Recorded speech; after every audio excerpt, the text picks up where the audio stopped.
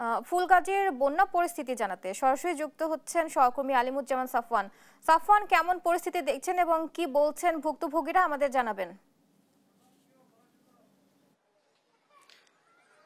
বুবলি, এই মুহূর্তে আমি রয়েছি ফেনীতে এবং এই জায়গাটির নাম হচ্ছে আনন্দপুর ইউনিয়ন। আমার পেছনে দেখতে পাচ্ছেন যে এটি যে বসত বাড়িগুলো রয়েছে, আজ যে 3 দিন যাবত কিন্তু তারা পানিবন্দী অবস্থায় রয়েছেন এবং প্রতিটি বাড়ির যে রান্না বান্না তারা সবকিছুই বন্ধ করতে বাধ্য হয়েছেন, কারণ এখানে চুলো জ্বালানোরও ব্যবস্থা নেই। আমি ঠিক হাঁটু পানিতে দাঁড়িয়ে আছি এবং ভেতর দিকটাতে আরো বেশ উঁচু পানির স্তর যেটি দেখতে পেয়েছি। তো এখানকার যারা লোকজন রয়েছেন তারা আসলে খুবই সমস্যার মধ্য দিয়ে কাটাচ্ছেন বিগত 3 দিন, এবং টানা ভারী বর্ষণের কারণে পানি কিন্তু আসলে বেড়েই চলেছে। তবে গতকাল পানি উন্নয়ন বোর্ডের পক্ষ থেকে বলা হয়েছিল যে বিপদসীমার 37 সেন্টিমিটার নিচু দিয়ে পানি প্রবাহিত হচ্ছে। তবে আজকে সকাল থেকে আসার বাণী দেখা খুব একটা যায়নি, কারণ সকাল থেকে মুষলধারে বৃষ্টি হয়েছে বলে আমরা জানতে পেরেছি। এখনো কিন্তু বৃষ্টি অব্যাহত রয়েছে।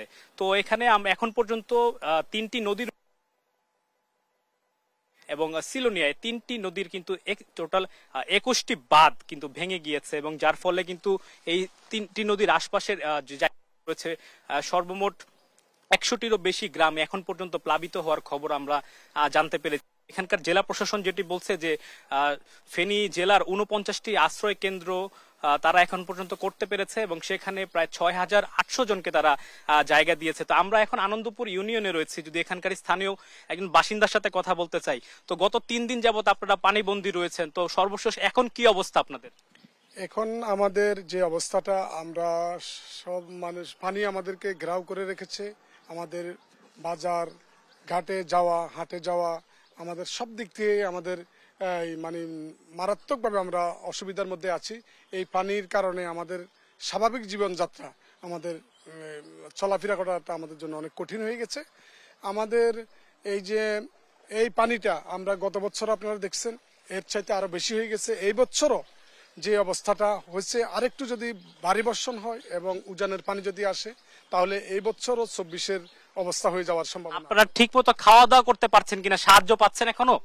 না, সাহায্য আমরা পাচ্ছিও না, সাহায্য আসেও নাই, এবং আমরা আসলে যে আমাদেরকে যে সাহায্যটা করা হয় আমরা এই সাহায্য চাইও না। আমরা যেটা চাই, আমাদেরকে স্থায়ী যদি সমস্যাটার সমাধান করে দেওয়া হয়, যেমন আমাদের বল্লার মুখের বাঁধটা, এই যে গতবারও অনেকে এসে দেখে গেছেন, পানি উন্নয়ন বোর্ড সরকারের পক্ষ থেকে অনেকে এসে আমাদেরকে দেখে গেছেন, কিন্তু টেকসই কোনো কাজই হয় নাই।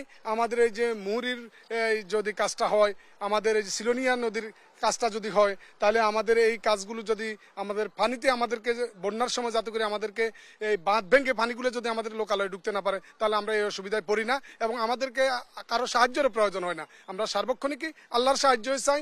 আমরা সরকারের দৃষ্টি আকর্ষণ করছি যে আমাদেরকে এই যে বাঁধগুলো আছে এগুলোকে স্থায়ীভাবে এই সমস্যাটার সমাধান করে আমাদেরকে এই অবস্থা থেকে বাঁচার জন্য একটা রাস্তা করে দেবেন, এটা আমরা আশাবাদী।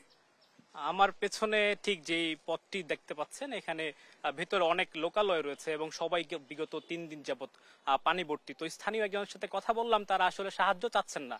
তারা বলছেন তাদের এখানে যে স্থায়ী যে সমস্যার সমাধান সেটি যেন করে দেওয়া হয়, অর্থাৎ এখানে যেই নদীর বাঁধগুলো রয়েছে সেটি টেকসই না হওয়ার কারণে প্রতি বছরই কিন্তু ভেঙে যাচ্ছে এবং এই বিস্তর এলাকা কিন্তু প্লাবিত হচ্ছে, যার কারণে পুরো ফেনীবাসী কিন্তু দুর্ভোগ পোহাতে হচ্ছে। পাশাপাশি আজকে জানেন যে খুব গুরুত্বপূর্ণ একটি দিন ছিল এইচএসসি পরীক্ষার্থীদের জন্য। তো কুমিল্লা শিক্ষা বোর্ডের এইচএসসি পরীক্ষাও কিন্তু এই বন্যার পরিস্থিতির কারণে বাতিল করতে বাধ্য হয়েছে সরকার। তো এখন পর্যন্ত খুব বাজে অবস্থা ফেনীতে আমরা দেখতে পাচ্ছি। তো আমার কাছে ফেনীর আনন্দপুর ইউনিয়ন থেকে ছিল বন্যা পরিস্থিতির সর্বশেষ খবর। সাফওয়ান, আপনাকে ধন্যবাদ।